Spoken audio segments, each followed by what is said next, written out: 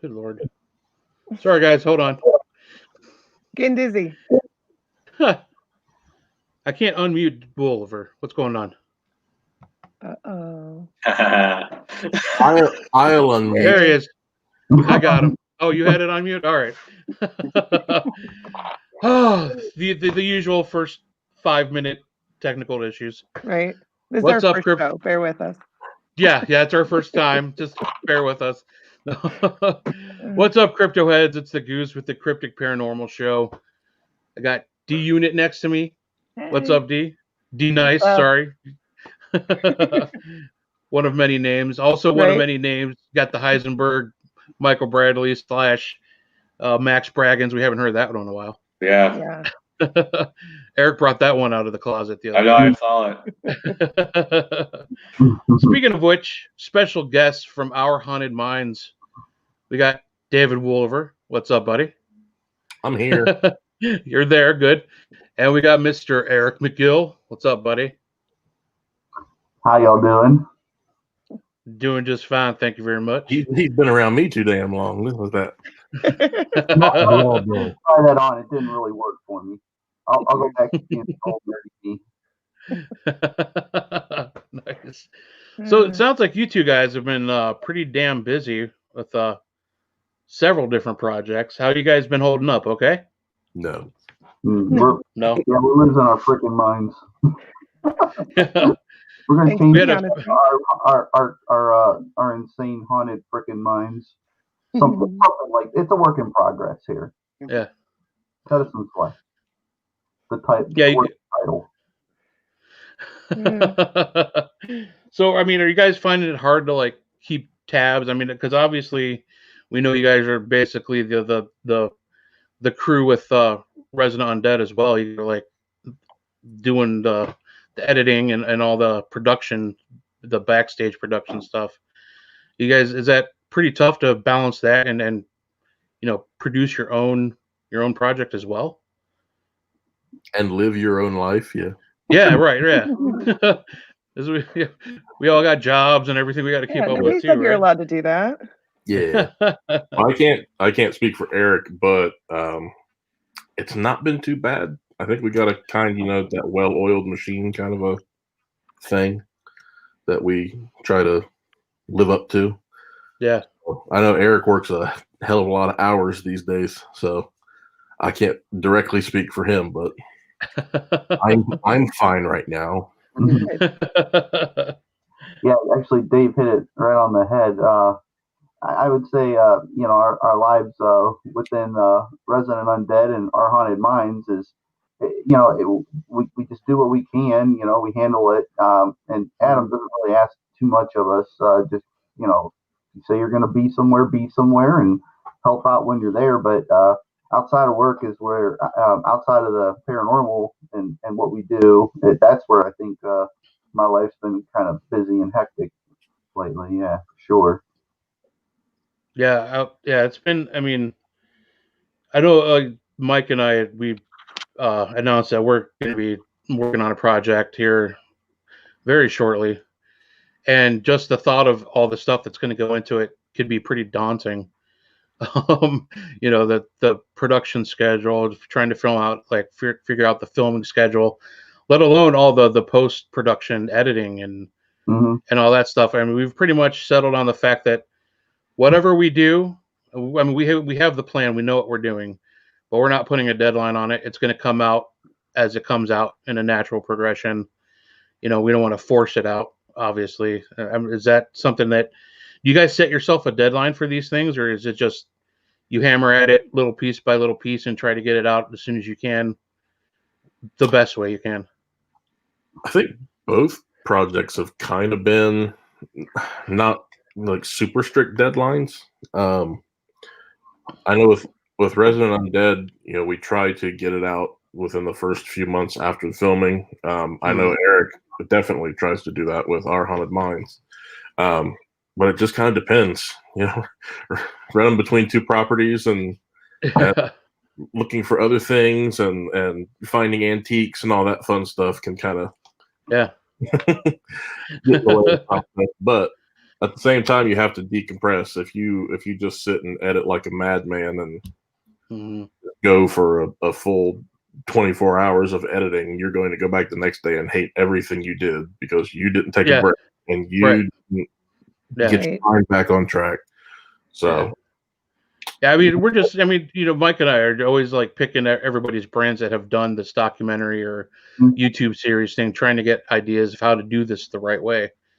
So, I mean, that's part of the reason, we have a lot of underground guys who put out some really cool stuff on. Obviously, we're all part of the RU Media family as well. So, but speaking of missions and things going on, the big thing, the whole reason I've had the last few guests what we've had on is MadCon 3 is coming up. Yeah. How stoked are you guys for MadCon 3? I'm pretty excited for this one, mostly because it's going to be not hot.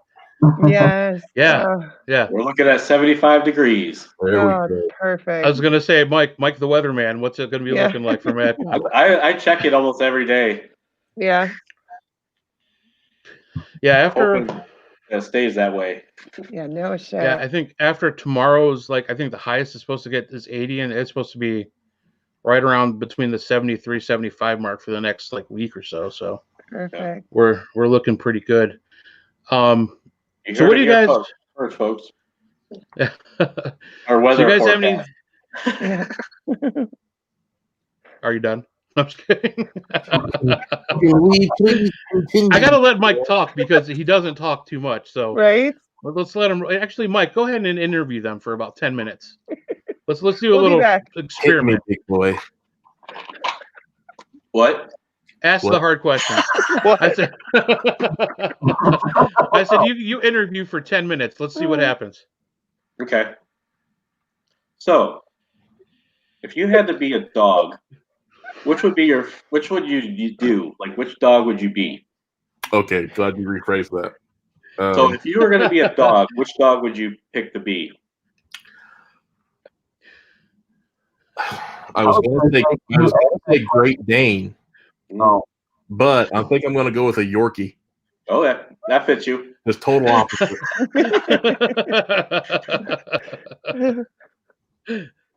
Eric?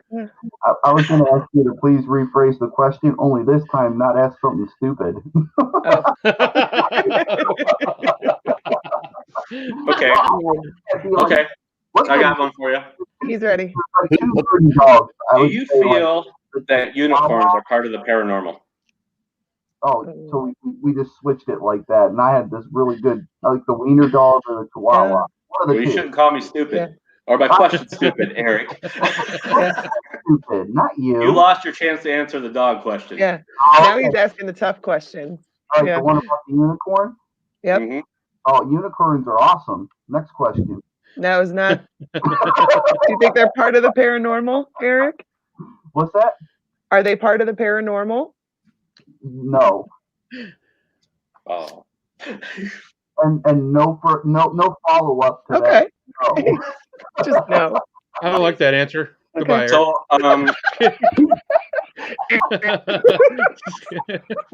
when I was watching Our Haunted Minds, you guys talked about going to the candy store, but there was no visit to the candy store. Yeah, I did that later. Yeah, oh, did you? Didn't take the camera though. I was quite ashamed of myself. Yeah, the Madhouse boys did that. We didn't want to copy them, so we just decided to go and not film it. There you go. Yeah. So I like the balloon thing, and you said you didn't get anything from the balloon experiment. What did you guys do anything different that you didn't normally do besides that? Well, afterward is when it got really exciting. We were standing there the whole time, and Dave can attest to this, and those balloons did not move. But as soon as I set my camera down, I turned away from it, and Adam was standing in just the right spot to see this happen. Like the camera on the bed slid about a foot and hit the floor. So our theory was that, we were asking for something to move the whole time. And then when we least expected it, obviously, is when it happened, when the cameras were off and we were just getting ready to set up for my solo session right there. So that, I think that's what came from it. and it's really kind of crappy because, as you guys know, the moment that you're not ready is when something happens, and it's like that all the time, every time. Yeah, you guys talked about that. No cameras, no security cameras were running. Perfect. It's like they knew, and They it was do so. know. I swear to God, they know. And I think Dave just reacted like he always does, huh? You know, and Adam's like, whoa, did you see that? Whoa, what happened? Whoa, did you see that? That thing just slid. He's like, all right, we gotta document this. He's running over with the camera, he turns it on. He's like, all right, dude, what just happened? So it was all like right off the cuff. As soon as it happened, you know, like your first response is always just like you're dumbfounded and shocked. But you know, not Adam. His first reaction is, we gotta document this. Yeah, gotta get the shot always. He's looking at my stupid face. You know, I look like a deer in headlights. Like, what the heck just happened? And is my camera still okay? But yeah, I think that was probably what happened. Is, you know, we're asking for these balloons to move, and they're like, I don't want to move any balloons. I want to destroy the camera. I was surprised how emotional Dave got in that laundry room area, because I think a lot of people kind of skip over that area. But I've had really good EVPs in that area, and I've also had that motion light go on when there was nobody even close to it. So I guess I didn't feel what Dave felt in there, and it was kind of off-putting, actually. Like, I was kind of worried for him. That he was like so, you know, he was so upset about it. So, no, that was laughing at me. I don't. That area is not my favorite place to be.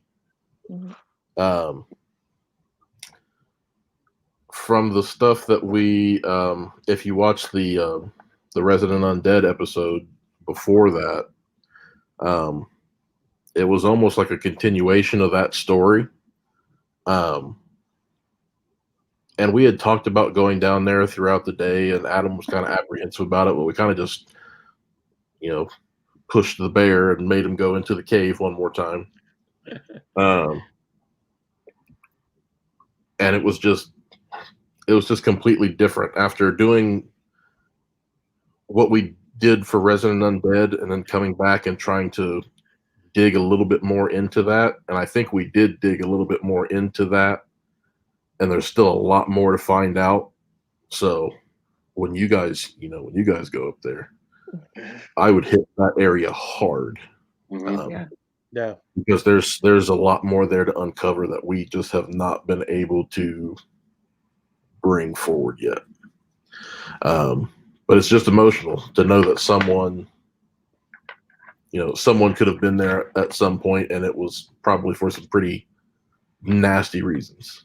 So, like I've never had, like, I have a really hard time like hearing the voices on the Pandora, but that money one, there was no doubt with that one. Like, where's my money? And that was. Yep, and it was that same kind of response the whole time that we were down there. It was just like someone was so away and not concerned with what we were dealing with, but they were still concerned with getting paid for whatever it could have been. So, a nice mixture of just anger and frustration and just sadness, and there's not a whole lot that gets to me when we do this stuff after doing it for 10 years. It's like, on to the next one. But there've been with Madison and even with Fairfield, there've been some moments that I just can't. It's things that I would have never really imagined happened to me. I haven't been that open as an individual investigator over the years until probably the last 2-3 years, especially working with Rebecca and Michelle and people like that. But yeah, it was tough. And there's another pretty tough moment for Fairfield. I won't give anything away there, but Yeah, we got to see a snapshot you were able to kind of teased us with. I can't wait to see the episode. Yeah, it was terrifying. It really was. Yeah, another proud moment for Eric freezing in his tracks. Right. Yeah. So, are you guys sticking with the Our Haunted Minds kind of methodology of bringing in some science to why we may be experiencing paranormal activity? Yep. You guys that's sticking with that. That's really cool. We did another interesting experiment at Fairfield, which we'll be able to see. And Eric has a list, 14 miles long of things that he'd like to try. So I'm excited because this is all just fun by this point. It's stuff that, if we thought about doing for an RU shoot, I mean, it's such a strict schedule. We just don't always have time to do everything, and not everything will fit in that specific formula. So this really gives us the opportunity to go out and do the things that we've always thought about and see what works, what doesn't, and just have fun. Right. Yeah. Yeah, I can tell you guys at Fairfield, Dave and I did an experiment that he and I have been wanting to try. We wanted to do it at Madison, but we just didn't have time to put it together. But we did this experiment, and a little teaser is that Becca was with us after we did this experiment, and she said that this amped it up more than. How did she phrase that? What we did really, it just really amped it up. I don't want to say something and have it be wrong, but when she walked in, she just kind of went like this. She went, whoa, like that. She threw up her arms. What did you guys do? That's awesome. Experiment for the evening. I can't wait to see it. It escalated from there. It really did. No joke. I was terrified. Probably this was the scariest this was the most scared I'd ever been in an investigation in a moment that we experienced. So, and if you think Fairfield, like you go into Fairfield some days thinking it can't be any worse than this, and then it got worse than that.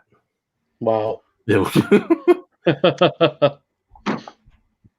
I think this was top 3 or top 5. Number 3 scariest moments she had. Wow. That's pretty top. For me, it was probably number 1. Comparable to Will's. Really? Wow. Interesting. Very intense. I'm anxious to get through it. I just got to get the time to get and start doing all the the chopping up and everything. I really want people to see this, kind of get an idea of what some of the potential things that could happen during an investigation where you're trying to draw stuff in. That's when you get into the rough stuff, is when you're really actively trying to draw stuff in. I like what Tony just said. Fairfield is no joke. Yeah. I can't wait to get down there. Yeah, I can't either. Oh man, when you walk in, it feels like how Madison used to feel. When you go in there and it was just like, what is staring at me? It doesn't like me. Why does it want me to die? Yeah. That's what it, am I wrong, Dave? Wasn't that what it kind of felt like? Absolutely. It's so why does this thing hate me? I don't know. It's that kind of vibe. I mean, I think if people are new to Madison, and depending on like what group they're with or whatever, I think that some of them could still get that same like what the fuck feeling when they walk in. You know what? Honestly, it doesn't even have to be new people. Like there's just certain days where you walk in there and you get into the lobby and you're like, no, today's not gonna be a good day. Yeah. I mean, I can't be a good day. I can't wait to get into Fairfield. It's a new place. I can't wait. I tell you what, I look at the pictures and see people's videos, and I'm like, God damn it, I got to get down there. Just doing yard work at Fairfield, going around on a mower, whatever else. There are certain areas on the property that you just hit while you're on a mower or whatever else, and just get instant goosebumps. Really? Higher property is charged. It's Really? You pull up to there, you walk out, you just take everything in. Just take a spin around and take everything in, and it will instantly slap you in the face. Wow. Yeah. Oh, that's awesome. That's really cool. I can't wait. Sometimes I think I'm just a junkie when it comes to that feeling, that weird energy. You get addicted to it almost. It's weird. Yeah. See, when you go to Madison Seminary now, when you walk in, you know the place is haunted. But I think, and I give a lot of credit to the Mad Crew, Denise, April, Ashley, Chelsea, the people who are always there. They're always putting all this positivity into it. They do all. Oh yeah. And it seems to be, it's still haunted, but it's like, I think that maybe the presence there, all of them together, they kind of see what's happening. They see that the building is getting restored and not, falling into disrepair, and everybody there who genuinely loves the building and history, and they want to preserve it. And this is just my theory. Again, I think that now that anger is probably turned into more of a welcoming sort of, you guys are allowed to be here. We see what you're doing. Right. Yeah. And it's not like you're getting pushed and punched in the mouth like when, years ago when people would go up to the top floor, there used to be this like really menacing presence. Yeah. You don't even hardly hear that reported anymore. Right. No, and it's usually completely when you do, different. it's somebody who was being a complete asshole, and maybe you deserved it. So usually when something happens, our first question is, well, what were you doing? Right. Yeah. Because whatever was up there at one David point experienced that way back in 2011 when David watched too much Ghost Adventures and thought, I should do that. Yeah. Yep. I a couple years before you, I did it there, and I paid dearly, and the person next to me almost paid even more dearly. But I mean, we did. It was before Adam took over the place. We did a public ghost hunt there, and one of the people there, it was the old owner was there too with us, and he went and asked the old owner. He's like, "Is it okay if I provoke? I just want to have permission before I do it." And the guy told him, "You do it at your own risk. Right. I don't suggest it, but I'm not going to tell you." Because he was more about making the money. He's gonna let anybody do whatever they wanted. Right. So the guy went up there, provoked. Nothing happened for him, but the minute somebody else from our team went up there, Trent, somebody who's much more soft-spoken, much more sensitive, he went up there and he ended up getting pretty jacked up on the back of the head. Something scratched him on the back of the neck, and he came down, and I mean, I could see it. He had a big welt on the back of his neck. So what was ever up there wasn't going to go over, wasn't going to go against the guy who was provoking him. He was going to pick on somebody who was up there for good reasons. I mean, and in all fairness, Trent gets scratched just walking outside. Yeah, that's true. Yeah, he is a little accident prone, I suppose. Yeah. I hope he doesn't trip into the Grand Canyon, man. Oh, I know, that's my worry. You guys remember this? Up on the top floor, on the Ohio Cottage side, there used to be a picture by the door when you walk through of that shadow figure. Do you guys remember that picture that was there? That big one? Yeah. What would you say? Yeah, the big one. Yeah. 8.5 by 11. They had this sheet of the shadow figure, and the first time I saw that, I got chills. I was like, "Wow!" I'm walking into this room, and I'm standing right where they caught that, and that was an amazing photo. Whoever caught that photo. Yeah. I don't think I've ever seen it. I haven't seen it since the first time that I was there, way back when, before Adam bought it. And that's the stuff I'm talking about. That kind of negative stuff. Either it's moved somewhere else, or it's more suppressed, or maybe it's not angry anymore, or as angry. I mean, you still get a lot of activity. Oh yeah. You don't hear people getting pushed anymore, or as much. I should say, as much. Yeah. I mean, that's actually a good segue. I got a viewer's question for you guys. Karma Wild asks, have you ever been attacked? I love that name, Karma Wild.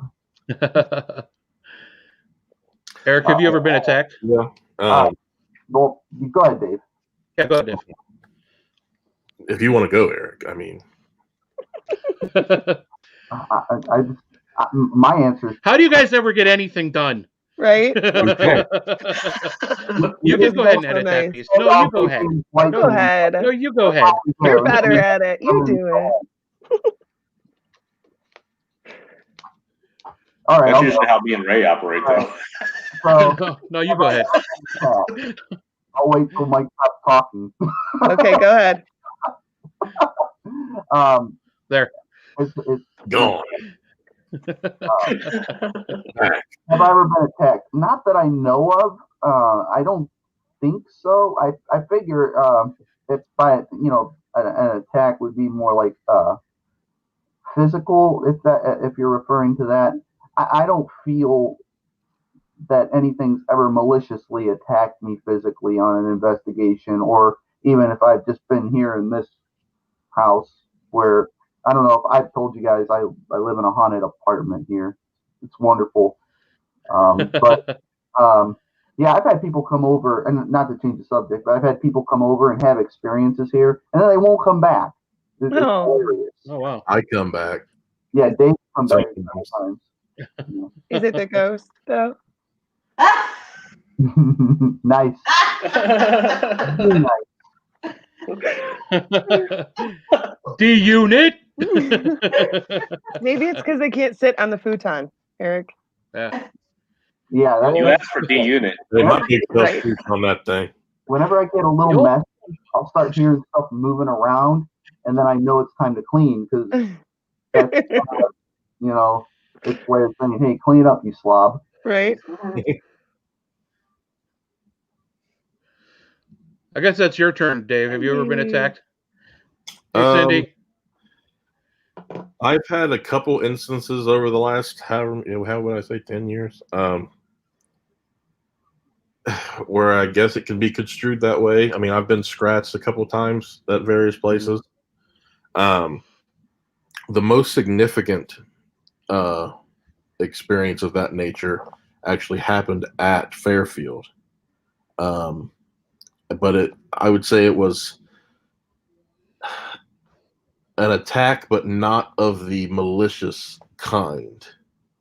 It was an attempt to grab and keep my attention. I'll say that. That makes sense. Yeah. Okay. That makes sense. And it actually ties back. That experience actually, come to find out afterwards, ties back all the way to the original Resident Undead Fairfield County Infirmary episode 2 years ago. Yeah. So we kind of came full circle with our Haunted Minds at FCI. Wow. Nice. I can't wait. Yeah. Yeah, I mean, it's interesting. When people ask you that question, have you ever been attacked? I mean, there's different ways. I mean, they got scratched and it wasn't malicious. Right. I mean, but I've had things happen to me that I wouldn't consider an attack, but certainly some sort of like spiritual aggression, or right. How do I put it?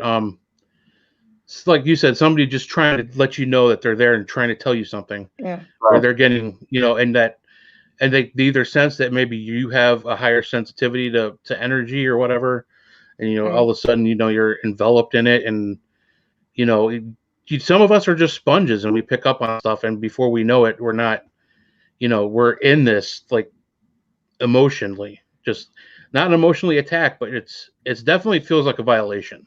Yeah. Especially when you're not expecting it. So I guess the term can get a little bit gray area-ish when people ask that, but I try to explain to people too, like, just because something is physical and honestly might be painful, it doesn't necessarily mean that it was an attack. It doesn't make sense to a lot of people, but like, especially if you're an empath, if you go into a place and you're getting chest pains, they're not trying to to stab you or hurt you. Maybe they're just showing you, like maybe you're just picking up on the fact that that's how they died. They had a heart Right. attack. You know what I mean? Yeah. If you feel like you can't breathe, maybe it's because they died of pneumonia and they're just showing you how they felt. You know, it might feel like a personal attack, but Right. you know, And that may be especially the if you're an only way empath, that they that's have not, to kill you. it's not always what it is. I like to compare it to, you watch like Shark Week on Discovery Channel. Like I compare a paranormal attack to a shark attack. 8 times out of 10, a shark is not actually trying to attack and kill you. Right. They're testing you, Mhm. and that's basically the paranormal. Yeah. They're just taking little nibbles just to see what'll happen. See what Like, it hey, tastes like. I'm here. I like this one. Yeah, right. Surprise spooky touches. A while back, I'm gonna go scrolling a little back. I know he was asking, Brian Baum asked if you had any you have any advice for self-taught film editor? Yeah, stop doing it. God, everybody's scaring the shit out There of you me. go. Man. Have a good night, guys. That's the It's show. different for me. I have to. Well, it's been less now with COVID, but my daily job is production and editing. I So gotcha. it's just one of those things. Like I'm trying to move something out each day, or go do something else. Go do this. Yeah. So you'll be fine. For me, it's going to feel like an escape. I mean, honestly, I don't know. It will, because I say that now, but it's the first one, and then if we do another one, I mean, we're going to be realistic about it too. I mean, if this is too rough and too hard on our schedules, we'll think about it. But let's just get the first one out, man, and we'll see how we do, right? Woollever, where's the videos of your mom baking? What? I have them, but they're on. I'll send them to you. Were they old ones? Didn't you just post them? No, I did those for her. She works at our local Carnegie Library. Right. So that was a segment they wanted to do over the COVID closure. Oh, it's over? I've been looking forward to another video. Oh, I don't know if they're going to do more or not. But it's always a fun. I should post the bloopers because those are amazing. Oh gosh. I'm sure she wouldn't appreciate that, but she don't have Facebook. That's funny. Did you put Tina's comment up there? No. About Fairfield? Go ahead. Tina said, after her first time at Fairfield, I couldn't stop thinking about it for like 3 days. Still felt affected by the screams I heard and the unexplainable sounds we heard on recorders. Interesting stuff. Right? Yep. Have you guys have such crazy experiences there? Yeah. Have you guys ever, had that happen to you where you've investigated and the feelings that you had while you were there lasted afterwards, like almost like everybody calls it the paranormal hangover, or like a attachment or something you took home with you? Yep, I've had that at Prospect Place. Oh yeah, the second time I went to Prospect Place, and then Fairfield for sure. Yeah, I would say yes, and I think I kind of figured out after maybe the first 3 or 4 years, maybe I'll say 4 years of investigating, the best cure for that, and I mean this honestly, is kind of just go home and get in bed and sleep, and you'll feel a lot better. I mean it. It's for everybody that I talk to about it. Just go home and it's almost like quarantining yourself, and you just sleep and relax and think through whatever it is that you're feeling upset about or that you're feeling angry about, and especially with the empath, like Denise was saying, some of those feelings that you're experiencing, they might not actually be your feelings. So if you just take some time by yourself and relax, you do feel a lot better. It only usually takes about a day of sleep and relaxation, and you're feeling much better. Yeah. Relaxation and reflection. Like if you take those feelings that you're feeling and go back through them, you'll be able to piece out what's yours and what's not. Yeah, because it's very hard to do at the time. Yeah, it is. You got to step outside the box and think about it. And for empaths, it's much more difficult. It's like people who have those abilities. I think that before they hone in on what that actual root cause is, for a while it's pretty confusing, and it's very tough when you're dealing with it and you don't know. You're just thinking, "Wow, I'm really mad right now," and you're the right kind of person, you'll take it out on others. So you gotta be careful. Yeah, it took me a long time at Madison to figure that out. Honestly, probably like a year. And that's when you finally like the Facebook page. Right. Once I figured it out, I was like, okay, I can go ahead and like the Facebook page now. But yeah, I try now. It's just like having a job. You take your baggage and you leave it at the door. Like I've learned that I can't go in there with my own negative emotions, or it's just going to get way worse, and then I'm going to think it's mine. Yeah, and I think that was a root cause of what I experienced the last time.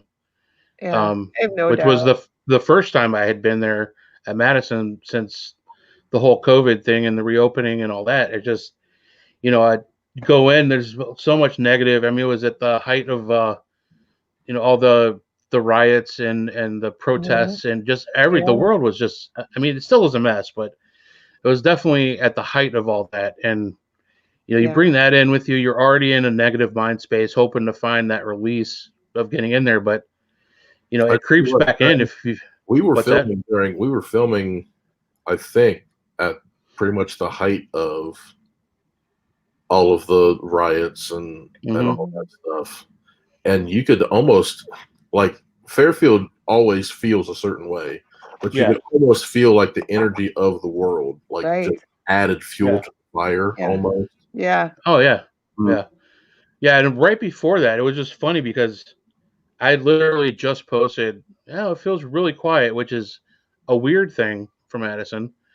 And then, I happened to be with Eric Cornell was there, and Doug from EVPS were there helping out, and they were watching a bunch of crazy shit happening in Erie where they're from. And then we go up there, and I just had a pretty negative or pretty strange experience up there. It was just, but that goes back to saying, what Denise was talking about. It's all about the mind space when you're going in and trying to leave that at the door when you leave. And sometimes, for us more less absorption guys like me, it's harder for me to purge that negativity when I leave. It sticks with me for a while. Because if you go in there, and you're negative, then they're just adding to the negativity. Like that's a perfect storm. But if you go in there knowing that you have a positive attitude, then when you have negative thoughts, they're not yours. That that's not your emotion, because you were in the right place when you went, mentally you were in the right place when you walked into the building. Yeah. So if you're not feeling like it, then that's not you. But take those feelings and follow it. Yeah. You're somewhere wherever you are, follow it, because it could lead you to something else. Yeah. Well, whatever was happening that night followed me. Yeah. Because I was pretty much a tiny bubble around you. Yeah. My mind was just like, okay, this is probably the last thing we're going to be doing tonight. It's late. It's about over for the night. Let's go in here. It's been kind of quiet. I'm just going to sit here and observe. And the blackness set in. I couldn't see out the window across from me. You weren't there that night. What's that? What? Oh.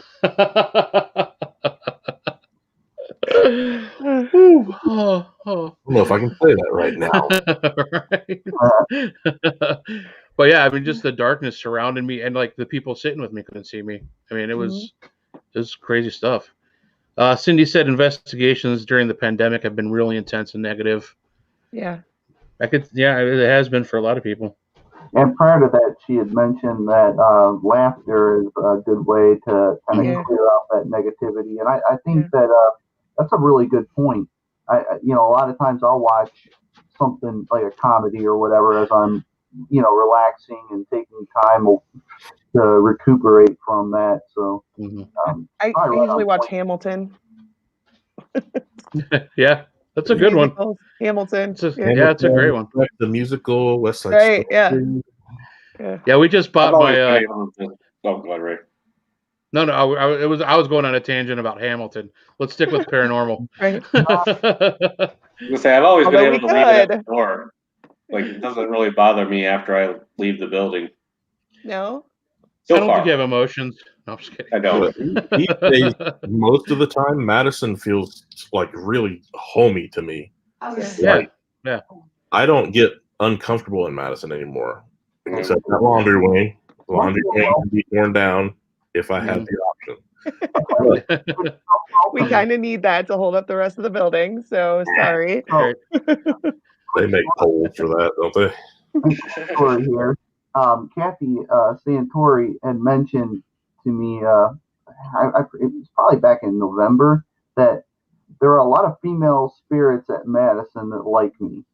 And I was like, whoa, okay, that's cool. I'm a little excited. There's a lot of live ones that like you, buddy. Right. No, not enough.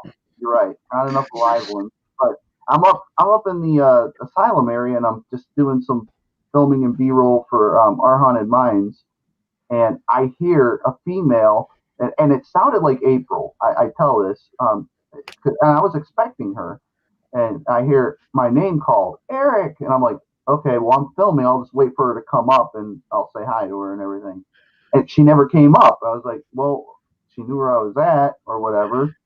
So I come downstairs, and the lobby door where I'd walked in was closed and locked. So I'm like, okay. And so I knock on it, and Tony Santori's in the other room, and he's like, we greet each other, and we do all that, and it's Tony way. And I said, did you lock the door on me? He goes, no, dude. I can hear him saying that. No, dude. I was like, I heard April calling for me. He's like, no, I'm the only one here. So it kind of dawned on me right then and there. It's like, the spirits here, the presence, the whatever, they're much more welcoming, and there's so much more so welcoming than they were before, that they actually call out to certain people. And I was actually honored that they had learned my name and acknowledged me when I was there. It was amazing. I don't know if it was trying to sound like April, or if it's just coincidence. I don't know, but it was pretty cool. Really awesome experience. Yeah. That is Madison is such a strange place. There's so many different types of activity that people have experienced. I mean, we've had people experience doppelganger stuff there. I've heard disembodied voices. That's the weird thing. I think I've heard more disembodied voices than we've actually captured EVP. Yeah. Like been able to capture on recorder. And it's a little frustrating as an investigator. Everything that different. Yeah, it's a different kind of place though, because as soon as you stop recording, that's when shit starts happening, It's like Eric's camera goes flying off the head. You're just like, clever that girl. Doesn't surprise me at all. Yeah. Right. It's such a wide gamut of stuff. It's like, I don't know. It's crazy. Every time I go, there's something different. Yeah. Something different, something I've never experienced before. But yeah, I mean, for the most part, I can walk around, and even if I feel like an energy or feel like somebody's looking at me, I can say, hey, what's up? And it feels fine. But then there's nights where I'm like, holy shit, I got to get the fuck out of here and hug a tree. I got to go hug a tree for about 15 minutes. Hell, it even I almost got into a fight with Eric apparently when we were filming with Ectovision. According to the replay. That was remember when you and I were but I think this was all my fault. I can't blame the spirits on this one. I teased you about not keeping up with the tour, and you're like, Jesus, dude, I'm fat. Leave me alone. You start Like, come on, man. I'm holding up the rear. I'm following. I'm the pusher. It was something like that, and I jumped back and I'm like, holy crap, I just ticked off the goose. And I just figured out how to do it. Right? I didn't know he got mad. It's crazy. He does. Don't get me in the red. It takes a lot to get me in the red, but you don't want to get me in the red. I think that Noted. was orange. We were headed to red, but Right. You were orange and a half. orange and a half. Tony said the door locked on him before. The look on Eric's face was awesome. Yeah, it was real. That's a real thing that happened. Tony was there, and he goes, "No, dude." Yep. Oh Well, man, I miss Tony. That's what we were just talking about how Madison is like the building of misdirection when you're trying to document any kind of activity. It's like our own little personal Winchester mystery house. Right? I know. And that's the thing. You guys had the door lock on you. We had a door way back when we first started investigating there, back when we actually, used cameras and stuff like that for the first time.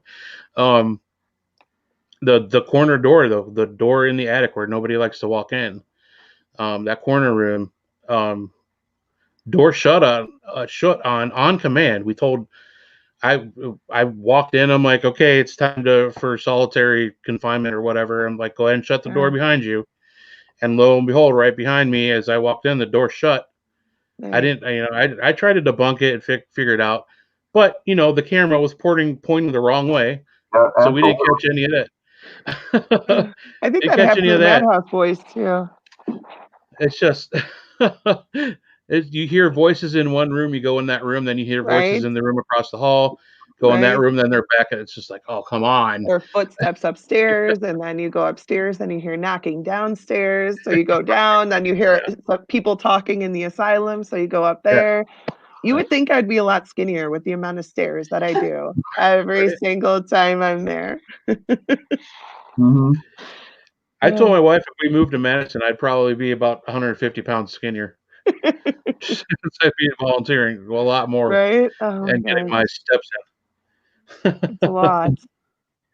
So, just a question I want to ask you guys: if you had no money's no option as your production roles, is there one place that you both would just love to get into and investigate as a team? Oh man, we talked about this, didn't we, Dave? There's a list. Yeah, there was a list. It was a list. Top 3. Eric, you can go first. Give a top 3. Well, we like the idea of Tala, and we like the place out in the prison and out in San Diego. Oh, Alcatraz. Yeah. Which came really close. Yeah. Really? Still COVID. Oh yeah. Damn. Oh man, yeah. We were in the final stages of that bad boy. Oh man. And we had another one that we were like, oh, that one. Myrtles? Yeah, we kind of like that one. I feel like you would connect there. Oh yeah. I think you would. You guys gonna try to win it at MadCon? Isn't that one of them? Well, we don't like to share. I think the Myrtles was just for 2 tour nights. Oh, okay. It's like I think it's like a flashlight tour that you could win. Okay. Yeah, it's like 2 tickets for a night tour or something like that. Within at least I do within an hour of myself, and I get to talk the whole time. So how much better does it get than that? When I show up for a flashlight tour, everybody listens to me. They have to. People listen to you at the flashlight tours? I'm yelling at them the whole time. I don't care. Heisenberg and I always get the football team when they come. Try a freaking corporate event. I like the women that come in with the cameras and stuff, and they show you all the stuff that they get. They're like, you look at that, and it'll be like, an orb or something, and you're like, oh, that's awesome. Right. And let's go to this room now. And if you take them over to our RU Media Network shop, you can find a shirt that says #It's Just Dust. Nice. Uncle Tony, do you have that shirt? I feel like that shirt was made for you. Is that where you can also find the shuffleboard t-shirt? Yeah. Yes. Yeah, that is hilarious. I love that I one. love that Right? T-shirt, man. Oh, Addie wearing that at FCI, and I lost it. Yeah. That T-shirt is a genius. That's all I'm saying. Oh, It's gee, I wonder amazing. who did that. Well, it can only be either. Right? I only added the devil horns and the eyes to it. The rest of it was Eric. I love it. Yeah, I want one. I do. Yeah. I want one. I gotta save all my pennies for MadCon though, and then after that I'll buy one. So, what about you, Dave? Those, What's your top 3? Alcatraz was up there, man.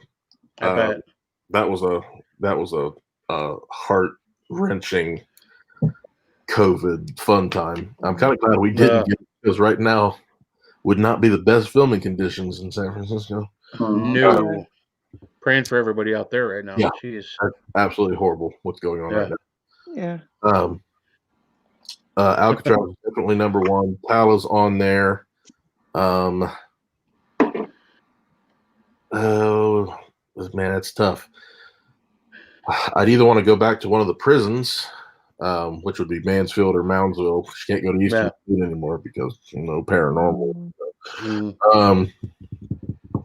Oh man, if I really wanted to hit one hard from a time past, I would choose Moundsville. Yeah.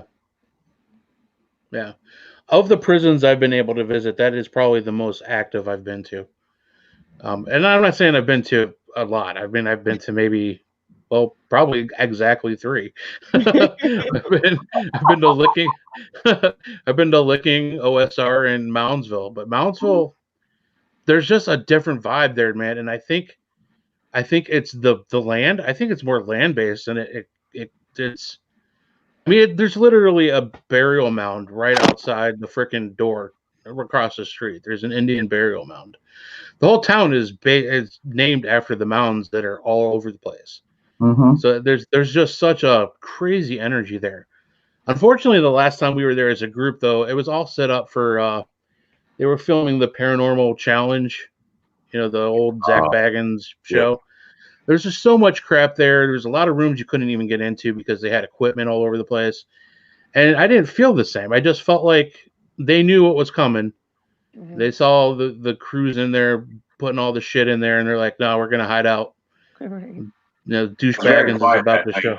Yeah, it was strange because the time before that, I've had nonstop experiences there. Audible disembodied voices, sounds of doors slamming shut all over the place.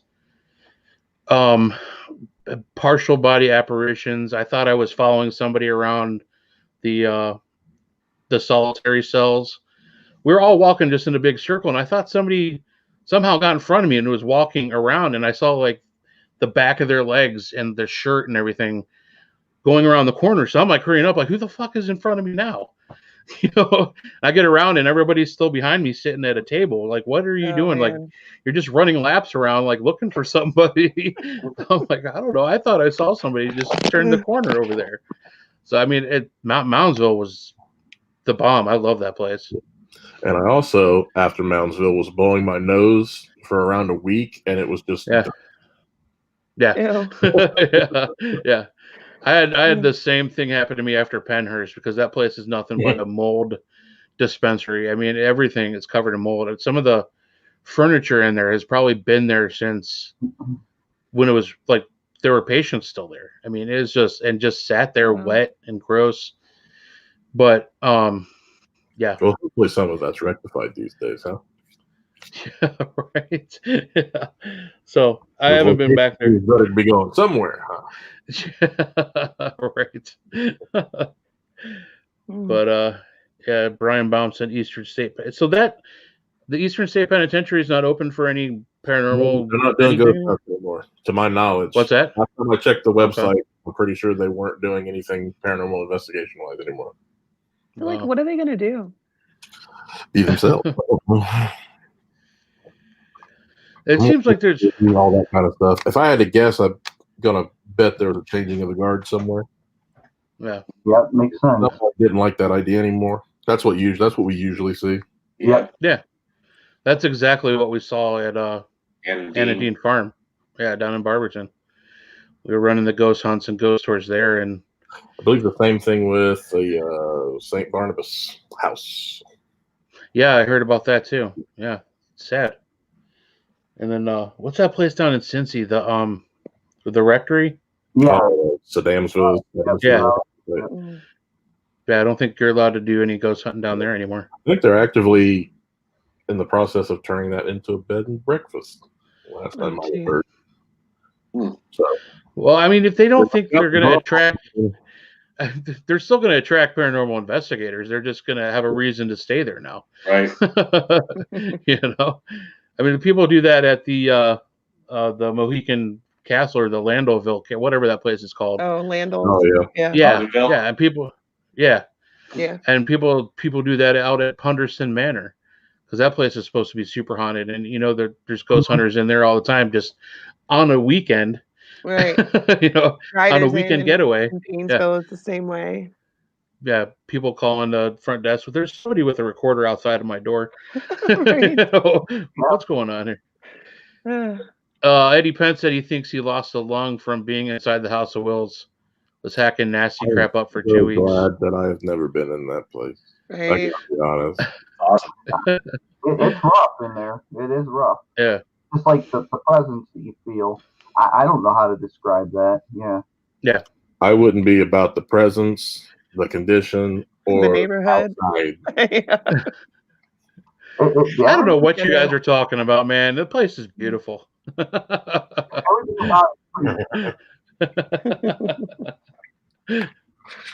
Yeah, every time we go, there's like 3 people packing. Yeah, right. That whole thing to contend with, plus whatever weird stuff that's happening, you know, when you're in there, that's not physical people trying to break in and rob you or something. Yeah, it's a pretty crazy place. It is an amazingly haunted location. I will tell you. Yeah. It's super crazy active in there. I mean, even if you just go in, even if you just, go in for a walkthrough, you're gonna hear something. Mm-hmm. But you better go in with a full tactical unit and hazmat gear, strapped hazmat gear. Yeah, I remember me and Shay, Sean Gilmore, we were there, and Shay and I want to say Ted, we all saw this thing up on the, in that big area where all the pews are at. Yeah. Okay, up above there, we all saw this at the same time. It looked like somebody was running across there. Didn't make a sound. Yeah. So we all stared at it. And I said, "Did you just see that?" And yep, we all saw it. It's crazy. Kate just said she saw the same thing. Yeah. And wow. I know when Resident Undead there too, something was blocking out the light when Chris was doing his quarantine in that room. Up on the balcony, right at the opening of the door, there's that big they had a camera rig there, and you could see something blocking out the light. All kinds of people. I was with Rob Zarek with Live Paranormal. He called me up one night. He's like, "Hey man, I got some guys from the Cleveland Browns coming. They want to check out the House of Wills." I'm like, "This should be funny. This should be funny." Y'all ain't never been to this side of town before. Right. And they roll in, and they got the one guy's got some like a brand new Camaro, all wrong choices. Oh yeah, all right. out, and I can't remember. I know Higgins was one of them, Rashard Higgins. I can't remember the other guy's name. There was like 3 or 4 of them, and they all pimped out rides. They come pulling in instead of parking against the house where it's at least 3% secure. They parked across the parking lot on the other side of the fence where all the hooligans were. I'm just like, guys, come on, let's go. But they lasted about 45 minutes, and it wasn't anything to do with what was going on the outside. We were getting some crazy shit happening. And the one guy, I think it was Higgins, had his girlfriend with him, and they left about 20 minutes after the investigation started. They were just like, whatever, they're out. They weren't into it. They weren't into taking anything home. Now Tony Santori's watching. He's had some crazy experiences there. Yeah. But Fun, it sucks. Fun story about Tony, real quick, and I'll let you finish. I'm done. Oh, well, you were done anyway. The last hour is yours. I'm going to sit back. Welcome to the Wooly Show. When we filmed at the old St. Joseph's Hospital up in Lorraine, Tony was our security guard. We had some hooligans try to come in. They saw and heard this giant generator outside. So they're like, huh, there's something happening there. Let's go try to pry the door open and see what's happening. And as soon as you went over to the door where that was, you could see into where we were actually filming a segment. But they didn't see Tony. They went to open up the door, and oh, Tony just met him at the door. Like, is there something I can help you with? They just want to see what was going on. Then they tried to go past Tony, and Tony reminded them why he's at the door. Right. Is there something I can help you with? You know, if I saw Tony out there and I didn't know him, I'd be like, nope. Yep. Right? Yeah, right. Tony's one of those guys. I absolutely love Tony. I don't ever want to make Tony angry because there's a side of my brain, there's a really like underdeveloped side of my brain that thinks that he is going to use his beard as a weapon. You might. You don't know. It's just like the good old fashioned bullwhip. You don't know. I think it's more like a shield. Also, Maybe. dual purposes. Anyway, where are we at? What are we doing? So, have you guys ever investigated like? Oh, there's outside? a show on. Sorry. What's that? Have you guys ever investigated outside? I have done a couple random things over the years. My first like real investigation we did of our local cemetery here in Washington Courthouse. And then I went around. I've gone around in the daytime at some of the earthworks here in the southern part of the state. The Mound City in Chillicothe, which was the Hopewell mounds, and also the Serpent Mound down in, I think, Brown County, I want to say. And there's, if you get a chance to just take a recorder or just take something with you to Serpent Mound, one, it's beautiful there. Two, there's sometimes it's just so off, like depending on the time of day and the time of year that you're there. It's kind of crazy, actually. So I recommend it. I can imagine there's a lot of noise pollution. Like that's the hardest part of investigating outside. Yep. Yeah, I think the best way to investigate outside, if you're going to do it and you want to use some equipment, you almost need like thermal imaging, and that would tell you probably the most that you could get from it. And your audio is going to be pretty much contaminated so much you can't really rely on it, and your video is going to be deceptive. It's really tough. But I think we all start off, investigating outdoors or at a friend's house or something like that. We see if we like it, and then we start paying the big bucks, get all the equipment, and go to the places like Madison or Fairfield or wherever we can get into. That's just my thing. Yeah. I feel like I totally fucked that up. Like my first investigation was at Madison. I know too. I should have eased into it a little bit. I feel like I jumped the My gun. first investigation was at Madison. Run into the fire pit. Yeah, right? Yeah. My first investigation, like legit investigation, was at Mansfield, but it was the big public hunt with like 90 other people. Right. Amazingly enough, I thought it was amazingly quiet. I mean, we had Really? quite a few rooms to ourselves for quite an extensive period of time, at least enough for us to do some decent EVP sessions without, bumping into other people. That place is so massive.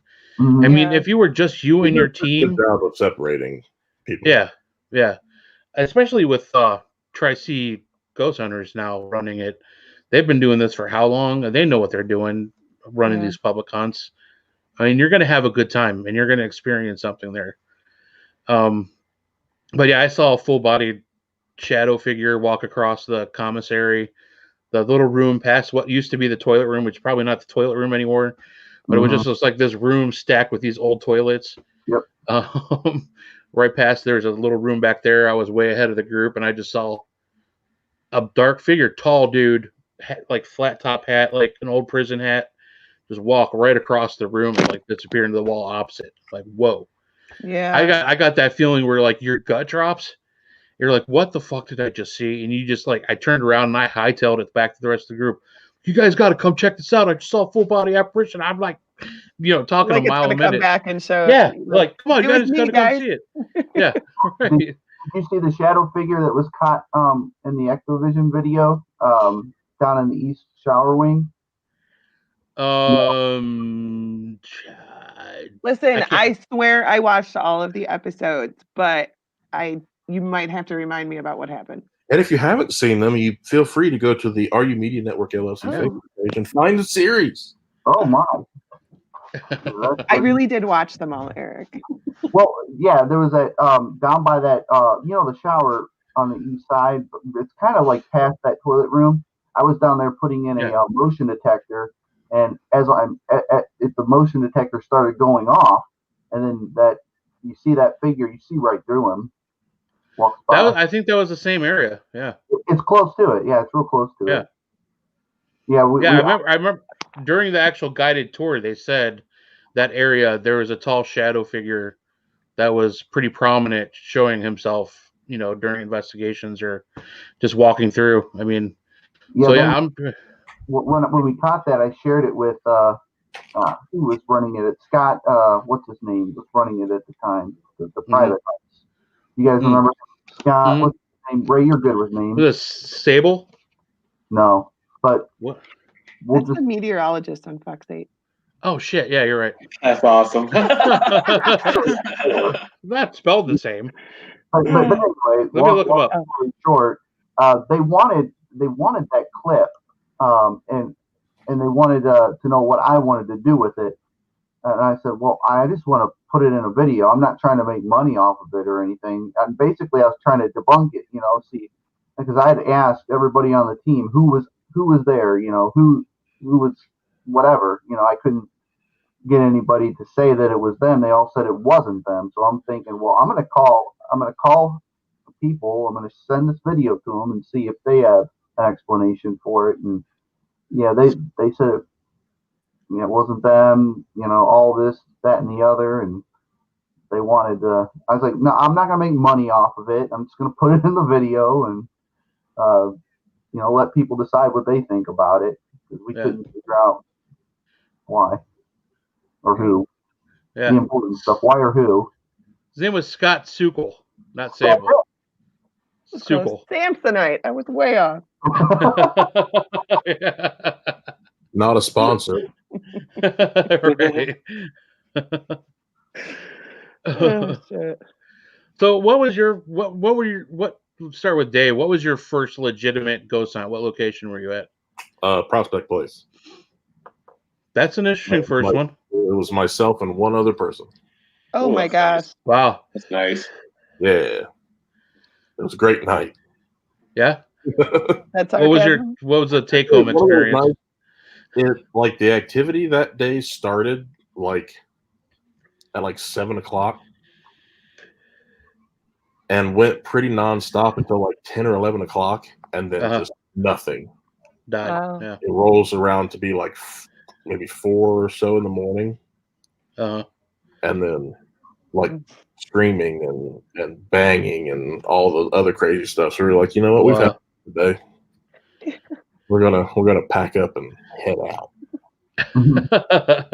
Wow. Yeah, Prospect was a pretty interesting place. I'd like to get our team back in there. Prospect is hit or miss. When it's on, it's on. Yeah, yeah. I think I don't remember if I ever shared it or if Jeff shared it. Jeff came out to film a little ditty with me back however many years ago now. When I still had my old team. Yeah.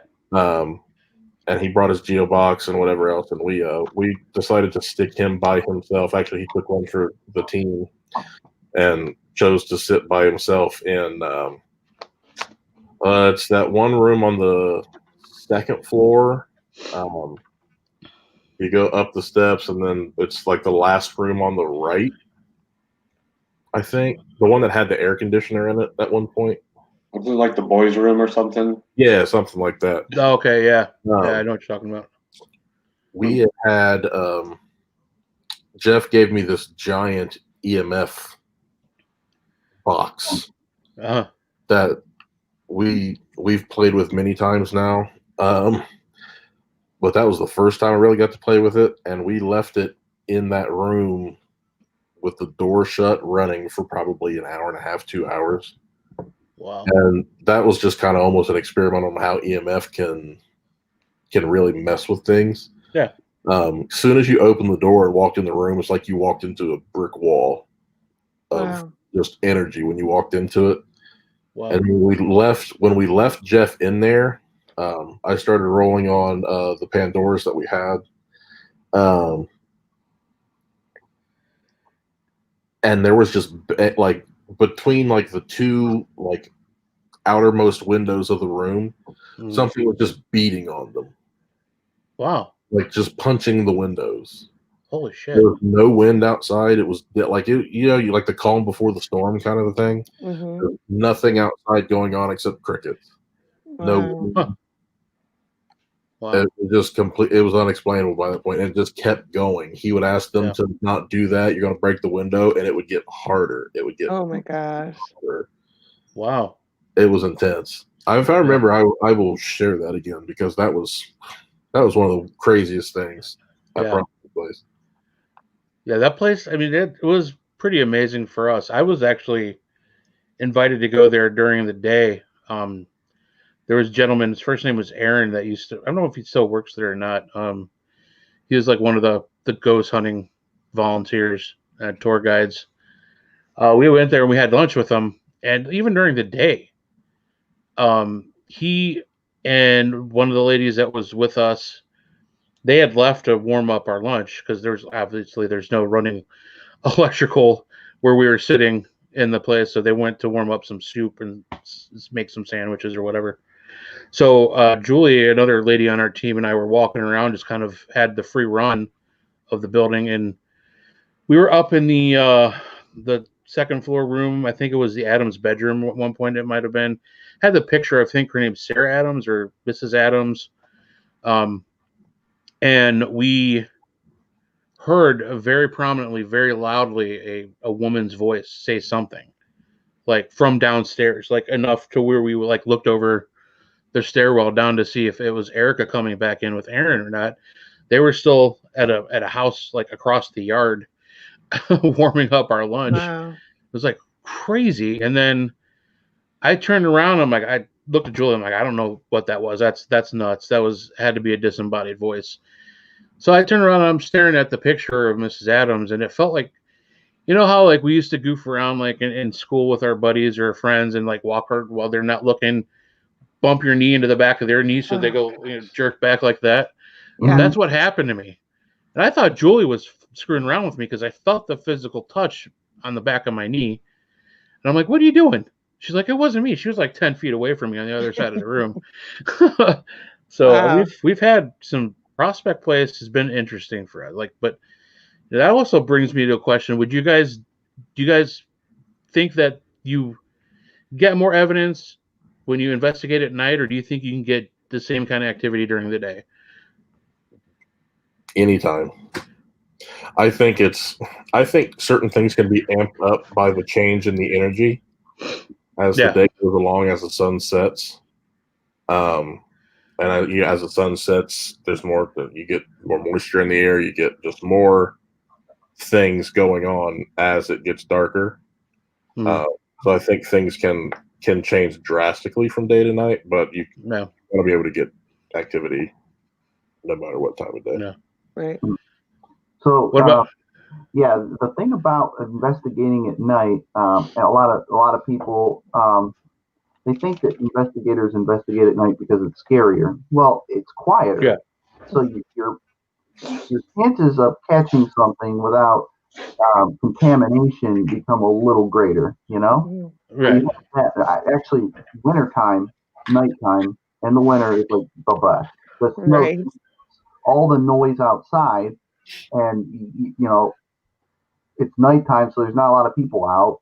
Right. You have a lot of that noise contamination. And Sure. the other thing too, another reason why people investigate at night is because it's more convenient. A lot of people work during the day, so obviously your nighttime is free to do whatever else you can do with, you know, your free time. And it just so happens that some of us like to investigate the paranormal. So right, yeah. I use all those examples of why we investigate most of the time during the night. Right. But what Dave said is absolutely true, because if you're out in the country somewhere and you're by yourself anyway, you know, your odds of having some kind of experience are just as great during the daytime as they would be during the nighttime. No, it makes sense. And I know a lot of the locations we visit, they have, you know, operational businesses that run there during the day. So obviously they're not going to let us ghost hunters just be roaming around asking questions, you know, to walls, you know, stuff like that. But yeah, I mean, it makes sense. I mean, I understand that point of view. I just know, like, when we've done some daytime tours, Mike can attest to this. We will run audio, and some of the best EPPs we got have been just during the informational tours. So, you know, I think but I definitely understand the nighttime thing. And I think there's a lot of people in it just because they're kind of like horror fans. You know what I mean? They're in it for the scare, which is fine as long as you're honest about that.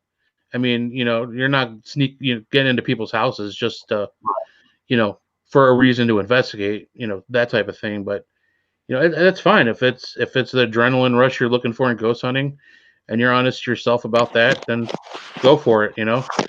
But yeah, I could see why we investigate at night more. I like to get different people's different opinions, because, you know, you never know what they're going to say.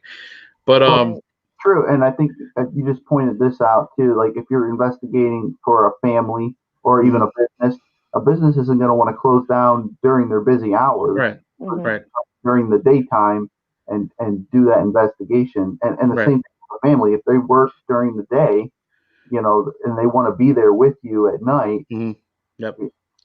I mean, that's kind of how it all started, with investigators coming in at night, and it kind of stayed that way. And I think a lot of people do experience things at night for the reason that I said. It's quieter, so every little board creak and every little sound in your house, you know, people who are already afraid are going to go, "Oh my gosh, my place is on! I got a demon." When actually, you know, something moving around and the house settling. Right. Yeah. No, it makes complete sense. A lot of stuff is reported is when it's very quiet and people are, you know, trying to sleep, and then they hear whatever little mouse fart happens to be. Yeah. So awesome. Definitely agree with that. Got a question here from Eddie Pence. What's up, Eddie? First of all, man, can't wait to see you next weekend. It's been too long. Have any of you been to Waverly Hills? I've been hearing from some parapeeps that you can get a lot of contamination from outside. Debating to book a day next year. That's what I've always been kind of afraid of with Waverly Hills. I've never been to Waverly Hills. So I've not been able to walk through it and see, you know, how exposed everything is. I know there's that, you know, the balcony levels or whatever else. But, you know, it all depends on, I would guess, you know, how secure the facility is come hunt time. If you've got a bunch of hill jacks coming through with their cars and trying to sneak up to the place. Examination, you know, depending on the recorders, you'll get your crickets, you'll get your wind, you'll get everything else. Yeah, but, yeah, See, yeah, and I'm thinking like if you just want to go there and not do anything formal, but just go there and have an experience, you might have a blast. yeah, Yeah, yeah. that's true. I mean, I looked at. I've been there twice for investigations. And what Eric said is kind of what my takeaway from that location was. It's just cool to be at a historical building like that and just kind of see it, you know, in person and learn about it. But there's way too many ways to be able to debunk or throw out any kind of, you know, activity that you might experience while you're there just because of how open it is to the outside. Because there's no, unless they've changed it. I know they've put some windows in some of the levels and the floors, but not the whole building. The upper floors are still completely open to the outside and like all the way through. There's like the balcony on the one side, and then they have the windows. If they're not open, they're broken out completely. So I mean, you walk through there and you can see shadows of crazy looking shadows of like things creeping around. And you walk around the corner and there's a raccoon on the balcony. Oh my god! I literally walked up on a raccoon. I was about 2 feet away from it. Hissed at me. I ran like a little bitch. So fast. No, don't mess with raccoons, man. No, man. You know, you'll walk around and you swear to God you just heard a lady screaming. Well, you're out in the middle of the woods, sort of. I mean, you're quite a ways off the main road. I mean, literally, when you're driving back there, it's like the beginning of a horror movie. But you know, you're back to coyote. There's coyotes everywhere. And it's just you got to be really, too, right? yeah. There's bats. There's just a lot. Yeah, there's just a lot of ways you can experience false activity because of how open it is to the outside. I'm not saying that you won't see anything or hear anything. You might. I mean, it's depend. Just if you're just going for the experience, like Eric said, then I definitely say go for it. I mean, it's a place to experience at least once for everybody. You never know what'll happen. I would almost treat Waverly as almost like a fear experiment. Yeah, exactly. Just I wouldn't take recorders. I mean, you take cameras, whatever else, but just literally go there, walk around, isolate yourself, see what happens. Yep. Yeah, I would definitely, if you're going to investigate there, pick your equipment wisely. I don't think you're going to get great audio. I think it's going to be too easily to be contaminated. You know, definitely be careful with the style of camera you use. I think IR light will probably pick up too much dust contamination and stuff like that. You know, you may do well with the thermal, but then again, you never know what kind of creepy crawlies are walking around up there, you know, that are living creatures. Yeah, right.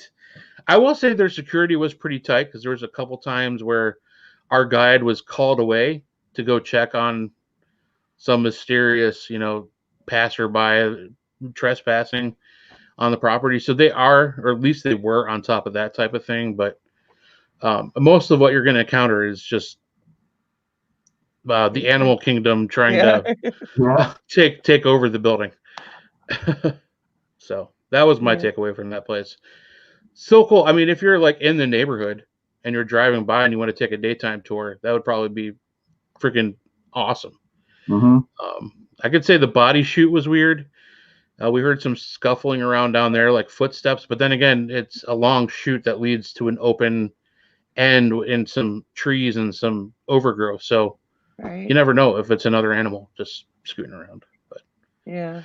Eddie, that's my takeaway as a person who's been there. I honestly wasn't as impressed with the paranormal side of it as a lot of places I've been. So it dropped down on my list of awesome places. I think that I would have a hard time like actually focusing on an investigation if I'm like worried about raccoons and bats and everything else. So there probably could be a shadow figure walking right across, but I'm too focused on making sure a bat's not flying at my head. So that was always my thought with Waverly, with Saddamsville, however you say it, and you know, House of Wills. You know, if you're so concerned about what could be happening like to your car right now, right? Yeah. Like I'm not focused on this ghost hunt at all. Right. Yeah. No, and sometimes I wonder if people, that affects their investigation, like we were talking about earlier. Mhm. You already have that fear of the living, Mhm. in a place like House of the Wills, or and the neighborhood is run down. It's a very negative area. It's very emotionally draining, both out of fear and just out of like depression. It just kind of Right. gets to you. So obviously you're going to go into a place that used to be a funeral home, that had a lot of negative, a lot of positive stuff, but a lot of negative stuff as well. So you never know what that kind of stuff, how it affects you during an investigation. You just got to be mindful of that. So I would think aspiring newbie investigators steer clear of those places. Yeah, research not only the place you're going, but the area it's in. You just yeah, it's important. It's very important. It's a safety thing, 100%. Right. Let's see. Dustin had a couple comments. Very excited about coming to MadCon 3, coming all the way from Texas. Dustin, we can't wait to see you. Right. He was at MadCon 2. Really cool guy. See, Tony said, let's put up what he said, something about Fairfield. Everything he's got at Fairfield thus far has been during the day. A lot inside and out. That's cool. Goes back to what you were saying, Dave, about the feeling on the outside, on the land itself. I think the one day I watched him walk into Fairfield, he had literally just changed the battery on his DSLR. He turned around from the truck, walked in, and no lie was back out in like 3 minutes because the battery was just gone. Oh, wow. Damn. Nice. And Tony also mentioned that the House of Wills was his first investigation. My God. That's yeah. Talk about throwing somebody into the fire. Yeah, Right? got me beat. Yeah. But Tony doesn't find that as intimidating as some of us do. True. It's just it depends on your. I'll tell you what creeps people out, and I don't mean this in a bad way, but you go there, and if you're with a skeptic, and you're like, hey, House of Wills is haunted, they did all kinds of weird crap in here. They're all, people are all like, oh, whatever. And you're like, oh, here's Eric Freeman. He's a Satanist, and then they're really freaked out. Yeah. Funny. He's a Satanist, and he worships the devil. You just casually do that, and then of course if you meet the guy, he's just a wonderful, nice guy, But Eric's a totally cool dude. Yeah, I like freaking people out with that. Yeah. That would be so awesome. Yeah. Where you got the altar of Jesus all bloody at? Let's show it. Let's show him. Show him. Oh, you don't think it's scary in here? Let me show you the bloody Jesus. Yeah. Having his way with Mary. Let's go see that. But I remember seeing that when I first time going, what the my little Christian heart. Oh yeah, and then I think the last time I was in there, he had all that S&M sculptures in there from some photo shoot. It was just like these crazy, like huge skeleton dragon sex things. It's just weird, man. Skeleton dragon sex things. I don't know how to describe it. Supposed to go. That's the best you could describe it, man. There were like places where they could be locked in, shackled or whatever. Wait, you're locked into the dragon? He's like, oh, I'm just letting my friends store that there for a photo shoot. I'm like, well, whatever, dude. Oh, those are your. That's usually in somebody's living room. Those are your. Hey, mind if I store some S&M stuff at your right. My mom's coming over. Dragon skeleton I sex think there's thing. laws the dragon part. I forgot how I was even going with this shit. I don't know. Yeah, House of Wills is like on my bucket list, and then I'll hear a story, and then I'm like, okay, off my bucket list, and then I'll hear another story, and I'm like, all right, put it back on there. I haven't decided yet. That's what I feel like. Go once at least. Yeah. Yeah. Tony and I'll take it. You'll Yeah. have armed people. Yeah. I'll just go to a nice suburb and fly a drone over. There you go. Yeah. It's pretty bad when they suggest that you smoke on the roof. I'll just There leave you it go. at that. This is a walkout roof. If you want to smoke or take a break, we suggest coming out here off the ground. Right. Now I'm Don't go sure outside. they Yeah. tested the roof right. Like you can be on the Yeah, roof. it felt soft in some spots, but I mean it was Jeez. holding my 300+ pound ass. So Yeah, you probably weren't supposed to be on the roof of old St. Joseph's Hospital either, but you saw it in that video. how many times have you put yourself in harm's way to get that special shot? A lot. Yeah, I was gonna say. Adam seems like he likes to have you guys We go were the on the extra ground mile. less and less for that shot. And you know what? Adam is spoiled too because he always like comes up with these ideas, and obviously I'm not around them all the time, but just from what I've seen, Adam comes up with these ideas, and they are like really great shots, but like Yeah. for a lesser man, it would be really hard to get, but they always manage to do it, so anything's possible with these two. So they just go ahead and do that. No big deal. Okay, so in this shot, we're going to hang Chris Musgrove. Right.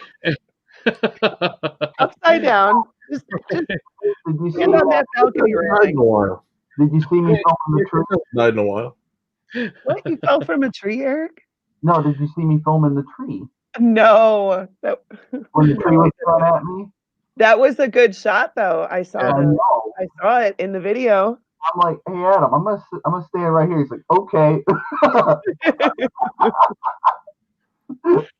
See that tree coming right at me, and Greg was the one putting it down, and he was freaking out a little bit. He's like, you need to move back a little bit, man. I'm like, no, I'm good. You're like, look up real quick. Like, yeah, I'm probably good. Yeah, he does like our bravery. Yes. He's very lucky to have you guys. Oh, we're lucky to have him.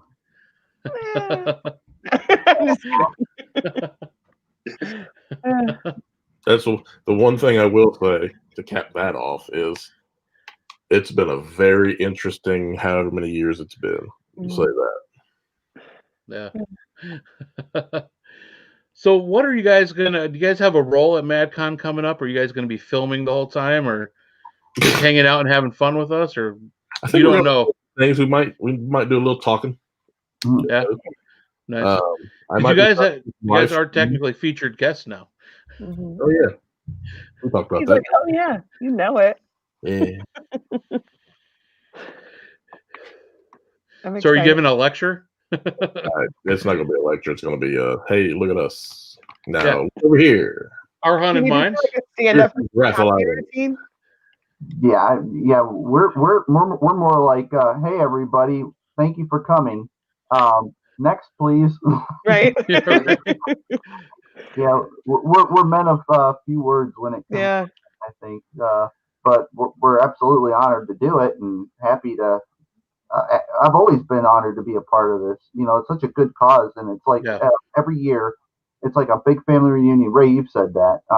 Everybody that you don't get to see all the time shows up for this, and it's for a good cause, and we all have this common belief in the paranormal, and we all it really is like a family reunion, and since it's for a good cause, everybody's in a good mood. You never have any nonsense going on. Nope. Really, it's like the best thing.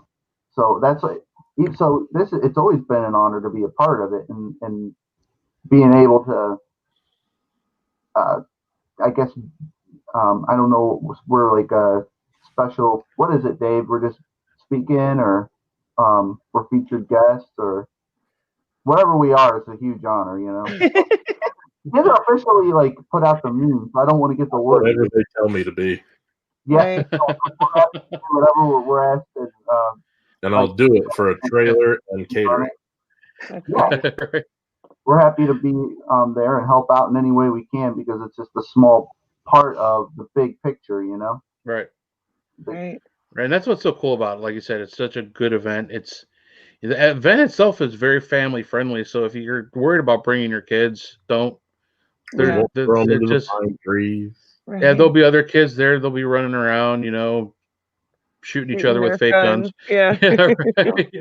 It's a good time for everybody. But yeah, that's the cool thing. Just everybody hanging out and just talking about the paranormal, talking about whatever nonsense is going on. Even with, it was funny because you said everybody's happy and everybody's positive. Totally 100% hit that on the head. Because even with all the technological hijinks and chaos that was going on, it was trying to get everybody staying cool with the fans and the electricity.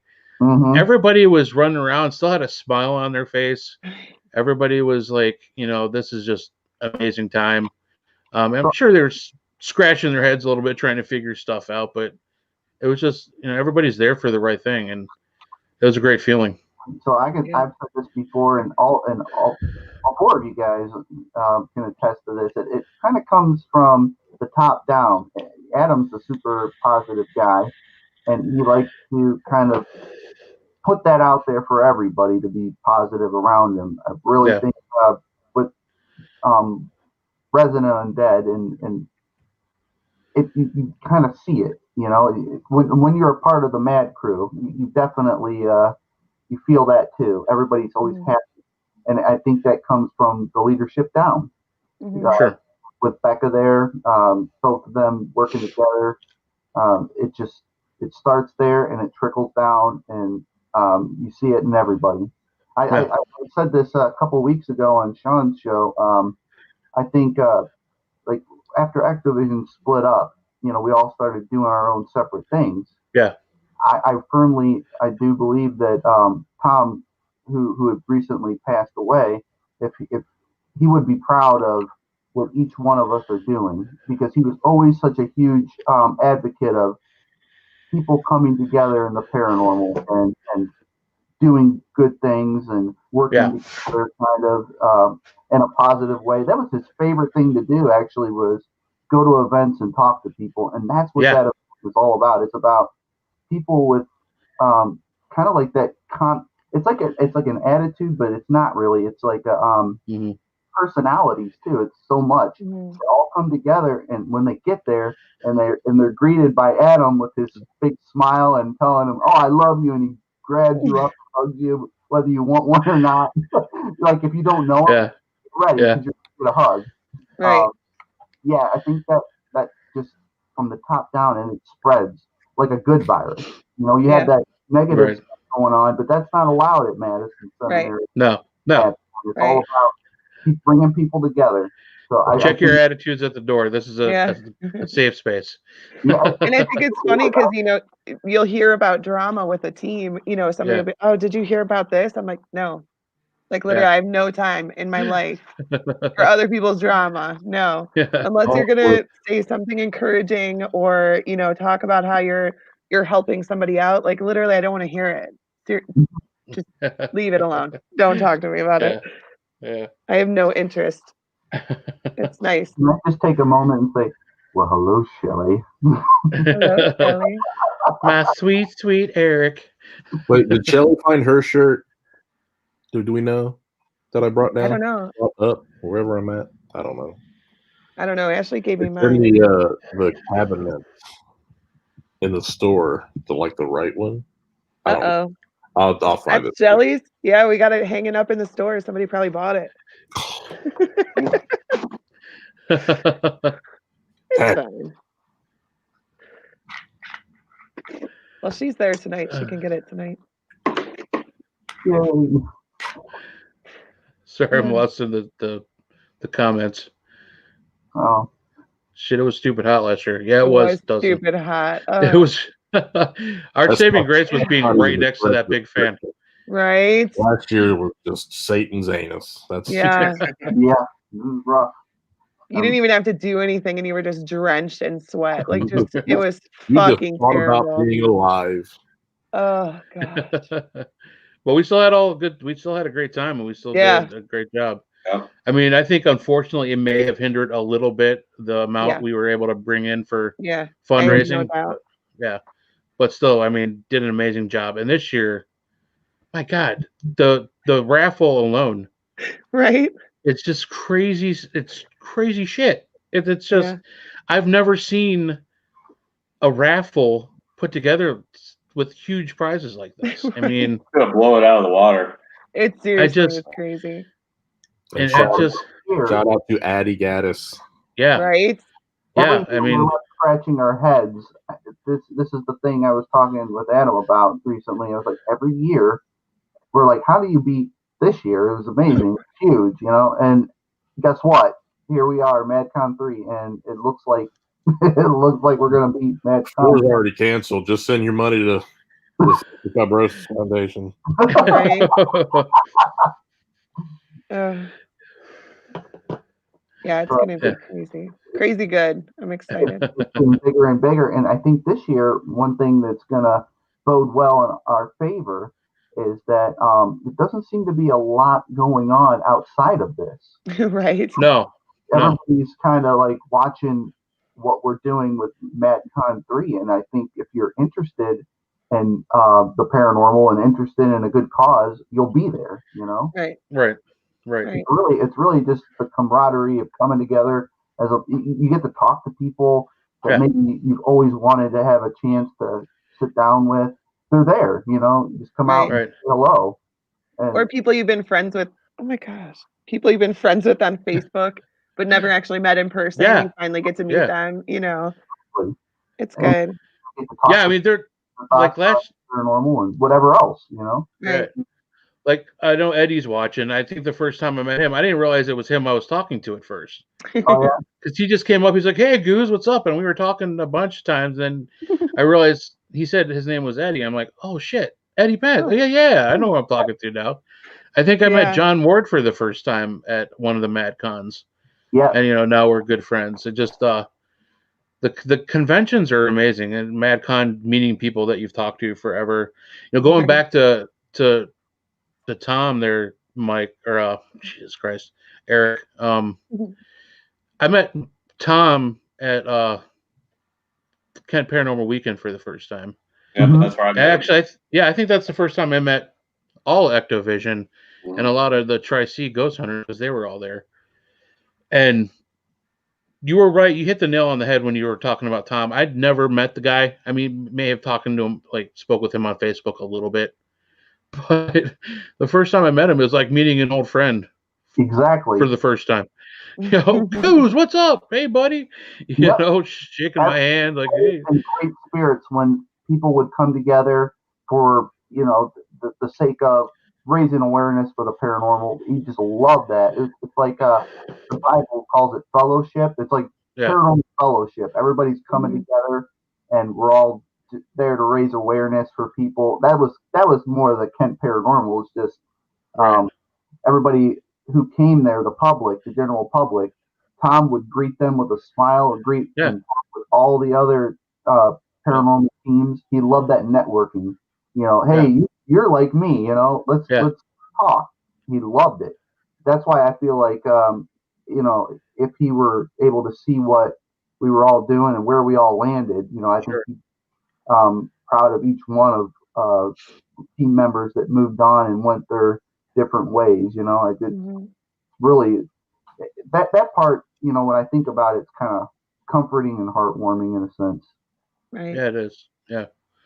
Yeah. Tom was a great guy, and he definitely will be missed. It caught us all by surprise. I know it had to, like with you guys in Ectovision being so close. I mean, you guys were basically a family.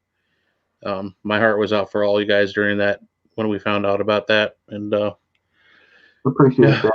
Yeah, he's definitely going to be missed, but we all know he's watching over us. He's up there making his comments, making us all laugh here and there. You know, getting his dad jokes in where he can. He was full of them. But yeah, so MadCon 3 coming up. Anything you guys want to? Anything coming up for Resident Undead, or is that? I mean, everything is like you guys are secretive about everything. And this is the point where I'm like, okay, give me something. But you're not gonna do actually do that. Dave has something to tease. Ooh, tease me, big guy. Tease me. Yep, tease until you please. Are you ready? Oh, Shelly, I can see this. Yes, she got her shirt. She got it. I'm not crazy. I know where I've stashed things when I'm there. He's like a squirrel. Right. We currently, Eric and I have had some nice conversations over the weekend or week, whatever. I don't know where we are anymore. It's all running together. Right. And Eric, I haven't gotten to tell you, but I've had some more conversations. There's a strong possibility that there could be upwards of 3 to 4 new content creators on the RU Media Network. What? God damn it! Now we got competition. You said the OGs, That's awesome. Remain the OGs. Well, that's pretty cool. That's awesome. You didn't think I could surprise you anymore, did you? Yeah, I'm peeing my pants all of a sudden. No, that's awesome. Basically, I'm like Mike Bradley sitting over there just peeing his pants the whole show. Look at him. He's so excited. It's even still. He's froze. I'm like, is he froze? Mike, are you froze? Okay, no, he just moved. Oh, Seriously. Like, does he have a cardboard cutout that he just sits there and they won't notice? Zoom meetings would be so helpful. Every once in a while, I yell a question. Right? Right. What kind of dogs are you guys? This is a pre-recorded random smart-ass comment. That's a valid question, Ray.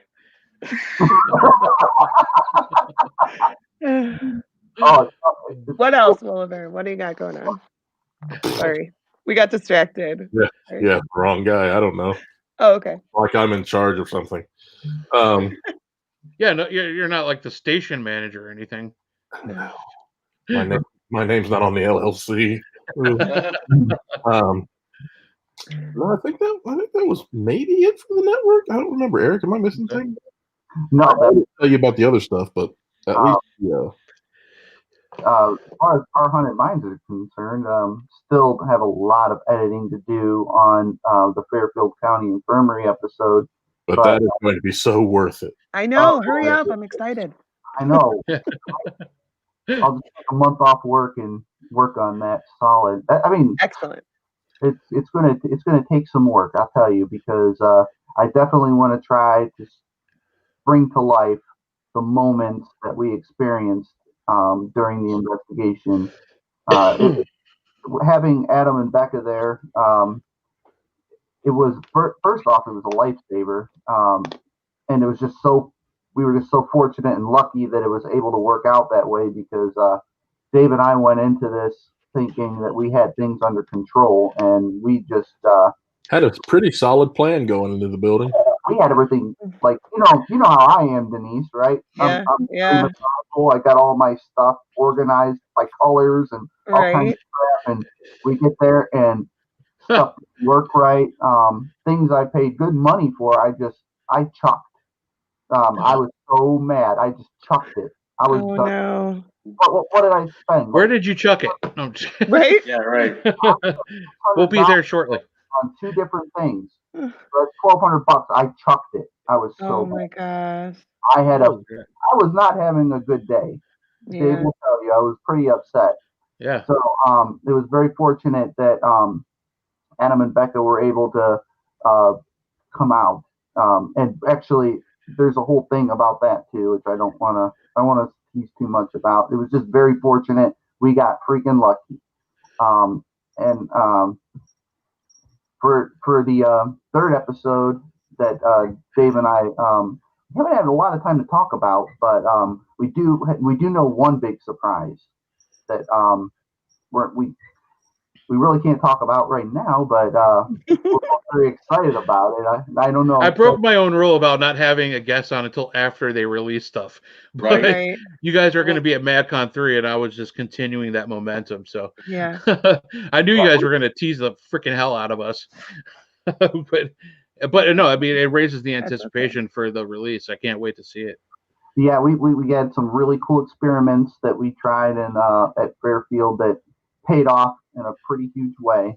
Awesome. And some of which, again, we weren't able to capture, but we completely experienced while we were there. Yeah. And we have some really cool experiments that we've been kind of tossing back and forth for our third episode.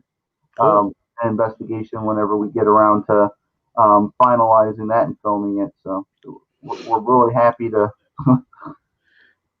get this released and share it with everybody whenever I can get the time to get back into it.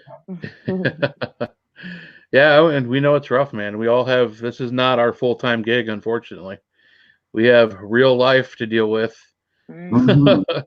You know, so that's something I know Mike and I are looking forward to. But, you know, we just want to put something out there that nobody's seen before. Hopefully we could do that. And you guys are definitely doing that. I think we can too. I'm definitely looking forward because you guys, I love the angle of your show. I love what you do with the experiments and kind of trickling in the science behind it all. The Madison episode was amazing. It's one of the better YouTube shows I've seen as far as investigation. It's just very informative. Did you say one of the better or the best? My ears aren't so good. He said the best. That's the what best. Yeah, he said by far the best ever I've seen. Yeah.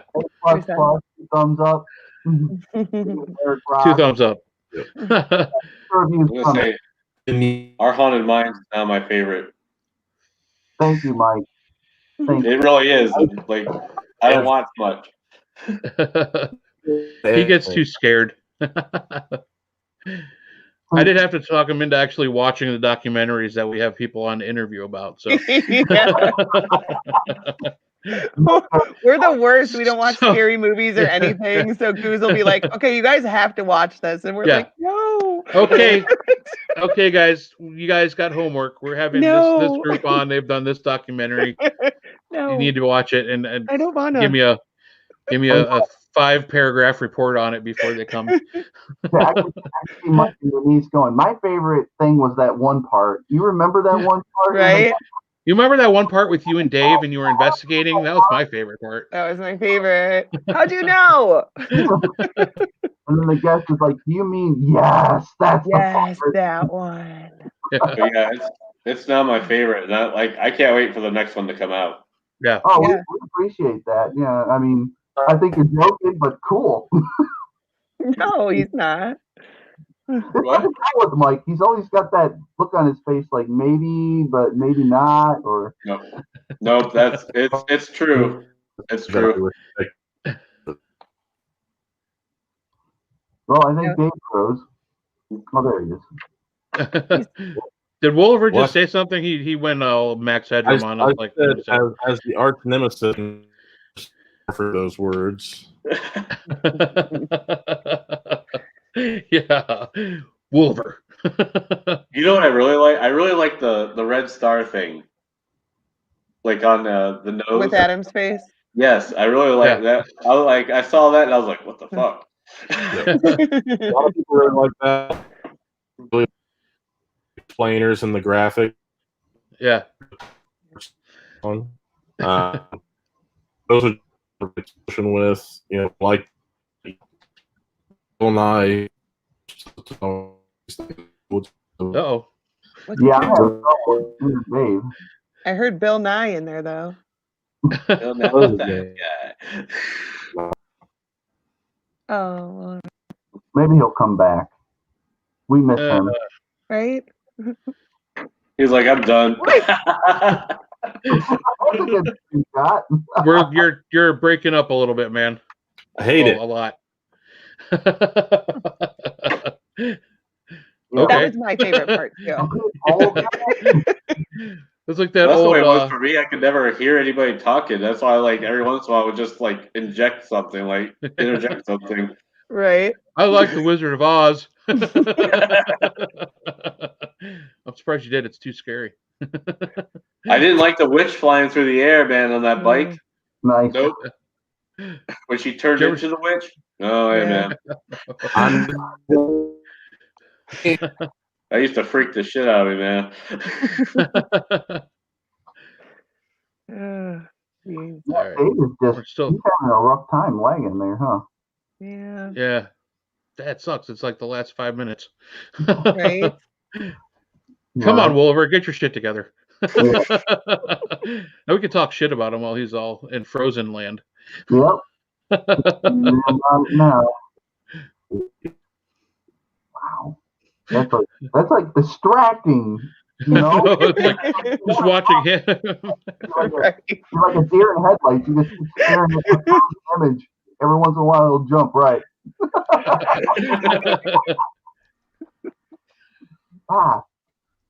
This is fun. We should have done this from the start. Just 2 hours of this. Right. It's like, let's play. Is Dave Woollever frozen or just making a weird face? I think he's frozen again. Oh, there you go. A little better. There you go. Oh, I love it. So what I fifth think wheel. he was trying to say is that we use the experiments as a way to hopefully encourage others to go out and come up with their own ideas, because one of our theories is that new ideas will help us lead to new discoveries. And I think that some of these young people that are just starting off, they get these ideas based on current technology, and they're going to be able to take that and apply it to their investigation. It's stuff like, what did you say, TikTok earlier? Like, we don't even know what the heck that is. I've never used it. I don't know what that is. I didn't know what did you say it was? Before the show, Denise. I don't remember. LARPing. I didn't know what that was. Oh, LARPing. Yeah. I feel like that's been around for a long time. Somebody asked me if I was into LARPing, and I said, "Excuse me." Magic missile. I thought they were insulting me. So it's kind of neat that these kids are coming into it, and maybe they're going to bring in some new ideas, and hopefully we'll encourage others to come up with their own cool experiments. And the other cool thing is Dave and I encourage people to comment and tell us what they want us to try. If it's something that we think we can do, I would certainly give it a shot. I would love that. So that's awesome. Yeah. Yeah, I don't know that there's any real science behind what we're trying. It's just like, hey, let's throw a bunch of stuff at a wall and see what sticks.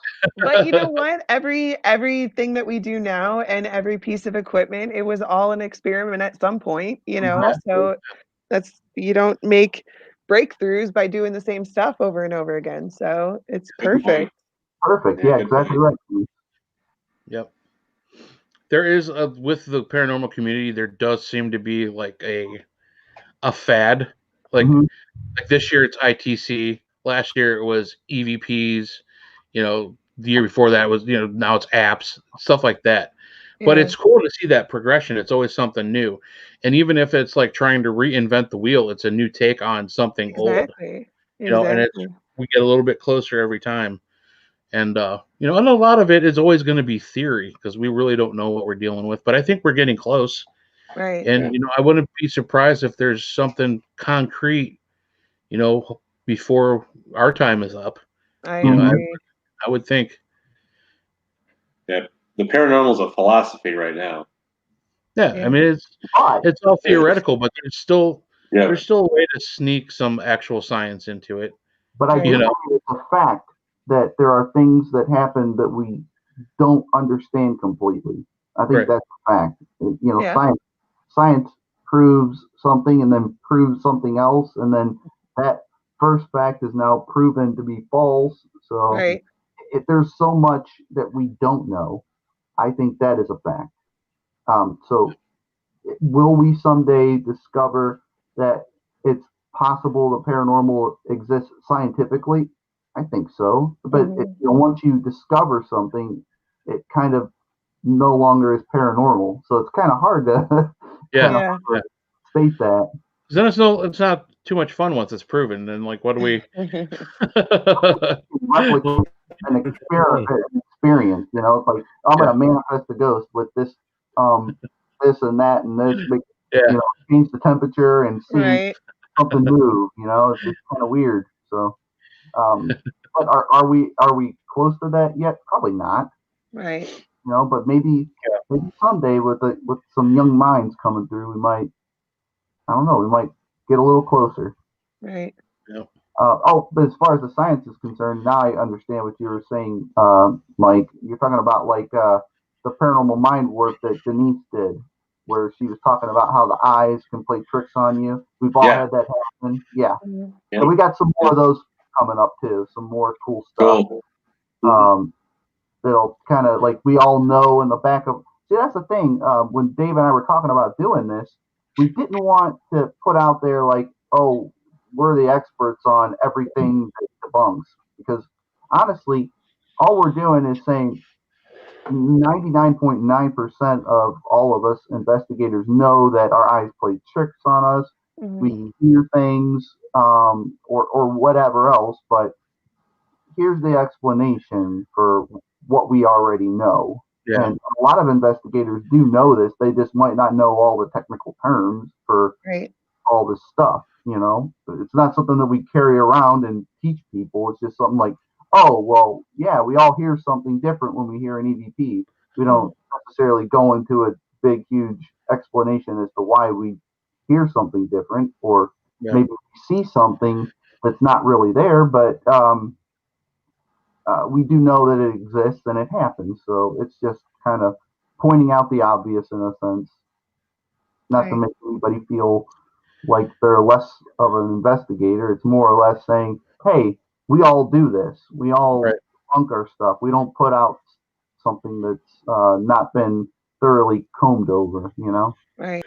Sure. I think it's cool for us Super important to not only, you know, put out something entertaining and whatever else. You can get someone to walk away after watching an episode of Our Haunted Minds, taking more away from it than just the ghost stories. Yeah. Mm-hmm. And we've done what we said to do. Yeah. Right. Yeah, and that's why I love the show. I mean, that's why I think it's definitely such an interesting take on what we do, and it hopefully it's a reality for most groups. Hopefully a lot of them work that way. I doubt they do, but it gives everybody kind of a new thing to look at, a new something that's very important. I think it's lacking in a lot of people's methodology when investigating the paranormal. So yeah, but the science part of it, I think a lot of us know it, at least on the surface. We just don't assess it very deeply. You know, like if you see something, you're like, oh, my eyes were playing tricks on me. That's all. Right. You just know that happens, you know? Right. Yeah, and it's common sense. I mean, I know when we see a shadow or a spirit light or something that we can't explain visually, what's the first thing that we do? We start looking around. We start looking at what could be causing that. Could be one of us. So what if I stand here? Maybe I was looking at the red exit light too long and then I moved and my eyes were focusing on stuff like that. It's that kind of debunking work, I think. But, what your show does, it gives the exact why, like with the red dot experiment. I mean, it makes complete sense. Yeah, we actually have another visual one coming up. I think I'm going to do. Cool. Another example of how that kind of thing can happen. Completely different though, but it's just as crazy. Yeah. Nice. Well, we can't wait to see it, guys. I mean, you guys do a great job on the first one. Madison, Fairfield is up next, and it's been around. The building's been around, but I think a lot. It's been kind of under the radar, and Adam's not going to let that stand. So it's going to be right up there with Madison as America's top haunted hotspot within the next year or so. So. Yeah. And then it'll be on to the third location, which I'm still trying to get him to tell me, and he won't. I'll keep my psychic guessing going on and text him every week with a new idea. But that's about time, folks. Guys, I want to thank you so much for coming on. It was a blast tonight. Yes. Thank you for having us. So everybody definitely keep an eye out for Our Haunted Mind. If you haven't seen the Madison episode, you got to go check it out on YouTube. It's really just good stuff, guys. Great work. RU Media Network, new shows coming up. Can't wait to see the outcome of those and see who's the big secret is, who's coming on. Everything's a goddamn secret. It drives me insane. I just got a little work to do, and it'll be copacetic. It'll be fine. Nice. We cannot wait. And we'll all be at MadCon 3 here in about a week. So loving each other. Absolutely. Big old social distancing love fest. Right. It's air hugs. Yes. Mental hugs and elbow bumps all around. But it'll be a good time. It's gonna be a good release, I think, for all of us. And more so, it's gonna be an awesome fundraising event. So love you all. See you next weekend. Love you, Shelly. Yep. Eddie Pence, great show. I'll see everyone next weekend. Brian Baum, see you next week. Look at all these people coming already. That's amazing. Yeah. Good stuff. So exciting times. I want to thank you, Crypto Heads, for tuning in tonight. As usual, no idea who the guest is next week. I'll find out by next Tuesday. I'm not like some of the other shows, and I could tell you who's on like 3 months from now on what Thursday. But we always seem to come up with great guests, so we've been lucky that way. And another tonight was another great episode. So yep. Well, thank you, Eric and Dave. We love you guys. We'll see you in a week. Crypto Heads, we'll spook you later. Have a good night. Bye. Bye. Bye. Bye. Third.